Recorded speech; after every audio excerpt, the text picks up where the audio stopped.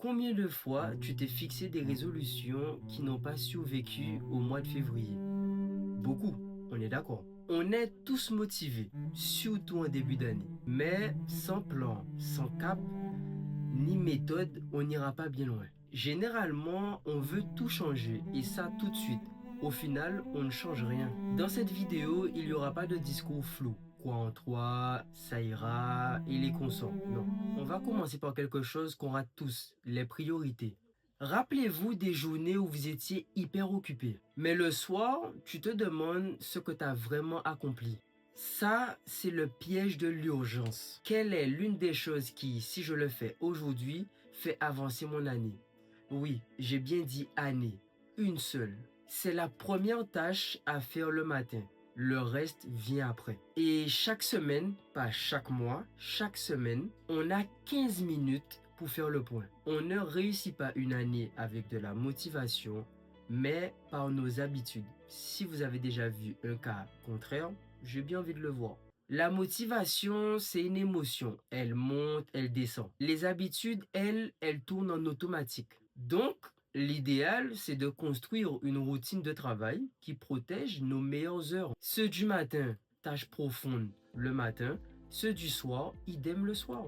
Le but, au final, c'est d'arrêter de se battre contre sa propre nature. Je vais dire quelque chose qu'on n'entend pas assez dans les vidéos productivité. Dors, mange bien, je précise bien, et bouge ton corps. C'est pas un conseil bien-être bateau, pas du tout. C'est littéralement la base de ta performance cognitive. Un esprit fatigué prend de mauvaises décisions, procrastine et se décourage assez vite. Je pense que ça vous est sûrement déjà arrivé. La discipline, c'est pas de la souffrance. C'est juste des petites actions répétées chaque jour.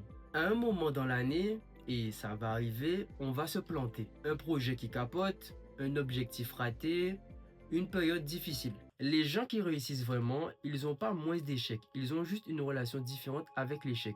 Ils le regardent en face, ils notent ce qui s'est passé et ils réparent. Donc, c'est inutile de se demander est-ce que ça va arriver? Ça va arriver. Par contre, se demander comment on va réagir lorsque ça arrivera, ça c'est la question qu'on doit se poser. L'une des premières sensations qu'on ressent au quotidien, c'est du stress. C'est pas un problème, elle a son remède en fonction des gens. À nous, du coup, de trouver notre truc. Respiration, marche, sport, musique, peu importe. Mais il faut un outil à utiliser avant d'exploser, pas après.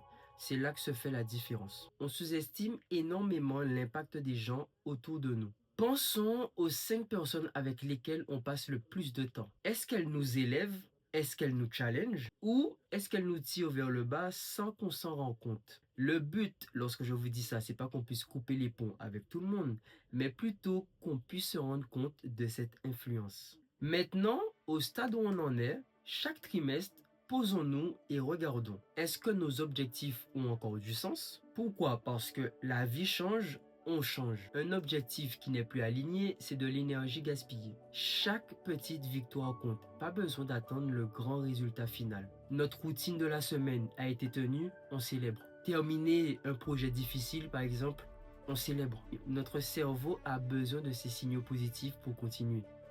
Donnons-lui. Ce serait dommage de ne pas lui donner pour une chose, c'est-à-dire le résultat final. Et pour finir, en beauté bien sûr, continuez à apprendre en continu. Une vidéo, un livre, un podcast, une conversation qui t'ouvre l'esprit.